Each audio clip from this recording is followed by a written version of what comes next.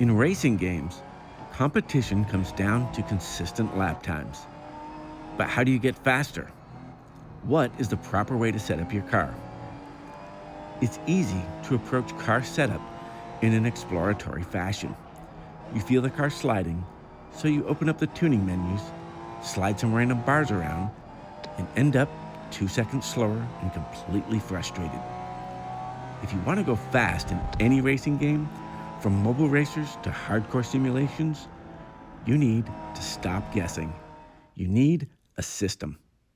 Today, we are breaking down a universal, symptom-based troubleshooting workflow that turns you from a confused driver into a trackside engineer.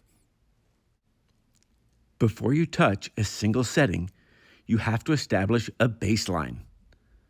Load up a safe baseline setup. Most of the time, this is the game's default setup.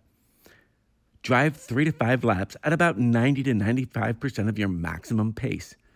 At this point, you're not trying to break any track records yet.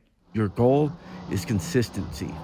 Record your data, take notes of your hot tire pressures, your tire temperatures, and your top speed on the longest straightaway.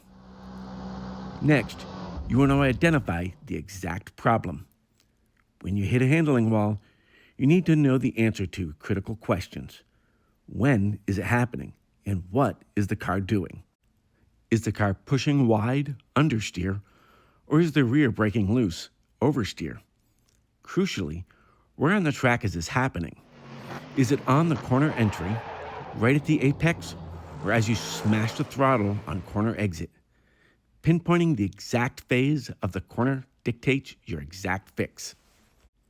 Once you know your symptom, do not jump straight into complex suspension geometry. Our workflow dictates that we check our free variables first. These are adjustments you can make to optimize your mechanical limits without compromising other areas of the car's balance. Look back at your hot tire pressures after those baseline laps. An underinflated tire suffers from excessive sidewall flex, sluggish response, and forces the shoulders to overload and overheat. An overinflated tire balloons out, shrinking your contact patch to a narrow strip down the center, giving you less grip, a harsh ride, and a massive risk of locking up under braking. The fix?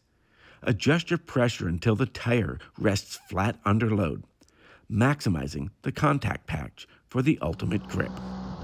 Next, we look at your top speed. If your gearing is too short, undergeared, you'll hit the rev limiter halfway down the straightaway, choking your top speed. If it's too long, overgeared, your acceleration will be sluggish and you'll never use your highest gear. The fix? Tune your final drive or individual gears so that you just hit peak RPM in top gear right at the end of the longest straight. Finally, brake bias is the percentage of force sent to the front versus the rear. Too much front bias causes the front tires to lock up first, forcing the car to push wide in a straight line and lengthening your stopping distance. Too much rear bias locks the rears first, making the car violently unstable and prone to spinning out under heavy braking.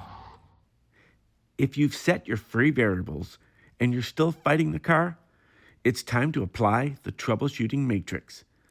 We'll split this up by corner phase: entry, apex, and exit. If you understeer on entry, you need more front turn-in.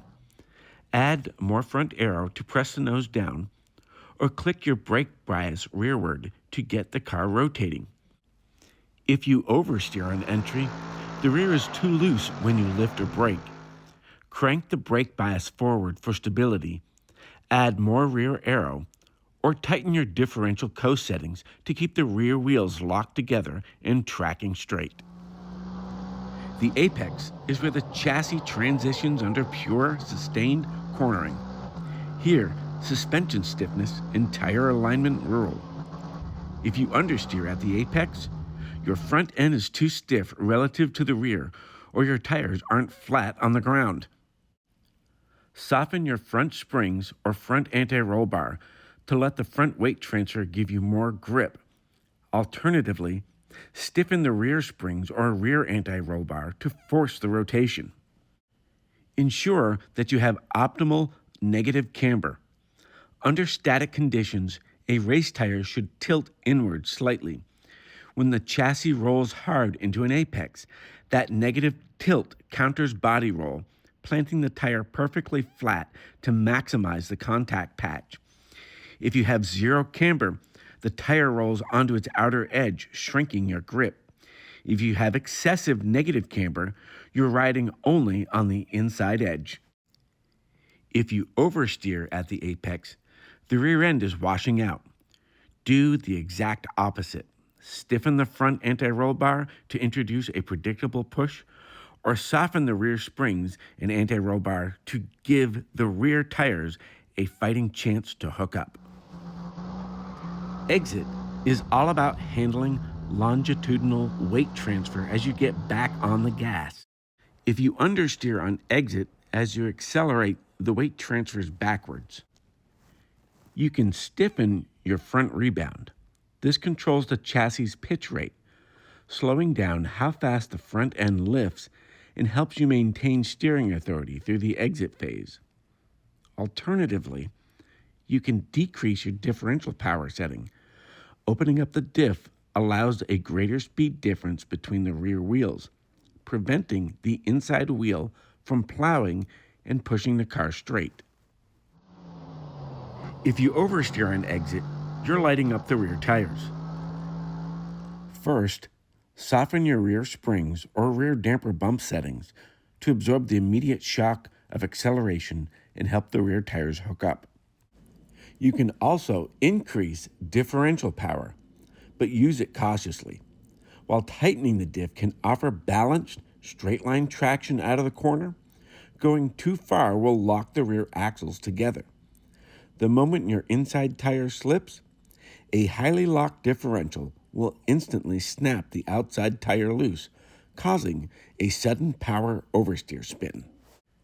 To stabilize the rear permanently under acceleration, introduce a small amount of rear toe-in where the front of the rear tires point slightly towards each other to dramatically increase on-throttle straight-line stability. To bridge the gap between entry and apex, engineers use two subtle geometry tweaks, caster and toe. Caster angle. This is the forward or rearward tilt of your steering axis. You almost always want positive caster, tilting rearward into the car. This improves straight line stability and enhances the self-centering mechanical force of the steering wheel, giving you maximum feedback. Negative caster will make the steering feel light, twitchy, and completely unpredictable. Front toe settings. Running a slight amount of toe out, the front of the tires pointing slightly away from each other, gives you a razor-sharp, aggressive turn-in response because the inside tire is already primed to turn. Running toe in increases straight line stability but dulls your turn-in. Find the balance your driving style demands. Finally, test and validate. The rule of one. Here is the golden rule of tuning that separates the champions from the backmarkers. Make small changes and change only one thing at a time. Once you select your fix from the matrix, head back out onto the track for another 3-lap stint. Drive at the same consistent 90 to 95% pace. Compare the feeling and the lap data to your baseline. Did it fix the problem? If yes, you've made progress. Save the setup and tackle the next issue. Did it make it worse or do nothing? Revert the change immediately. If you don't undo a failed change, you will contaminate your baseline and get completely lost down a setup rabbit hole. Tuning isn't magic. It's a logical loop of diagnosing a symptom, applying a targeted mechanical fix, and validating the results. Use this workflow map next time you hit the garage, and I guarantee you'll find those missing tenths on the stopwatch. In the video description, a link has been added including the entire workflow and all technical diagrams from this video, as well as a complete oversteer and understeer guide for tackling those corners. If this breakdown helped you understand your car a little bit better, we'd love to hear your feedback. And let us know in the comments what handling symptoms you struggle with most. Until next time, keep it on the racing line.